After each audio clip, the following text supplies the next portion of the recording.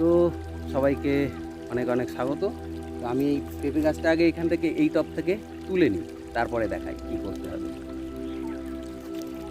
এই যে পেঁপে গাছটা তুলে নিচ্ছি, তুলে নিলাম, মাটিটা একদম এই।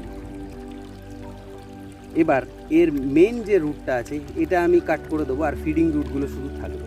তবে পেঁপে গাছ করতে হলে আগে এটা করতেই হবে, মেন রুটটাকে আগে কাট করে দিতে হবে, আর একটু যে কোনো ফাঙ্গিসাইড দিয়ে দিতে হবে যাতে ফাঙ্গাস না লাগে, তারপরে রিপোর্টিং।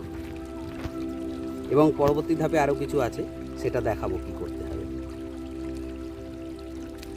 এই আমি কেটে দিলাম, মেন রুটটা কেটে শুধু ফিডিং রুট কটা রেখে দিই।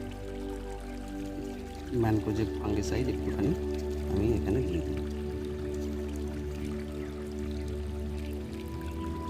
এবার এটা এখানে প্রতিস্থাপন করব। এবার এই মাটিটাকে একটু খুঁচিয়ে নিচ্ছি, একটু সাইড করে বসাবো যাতে এখানে আর একটা অন্য গাছ বসানো যায়।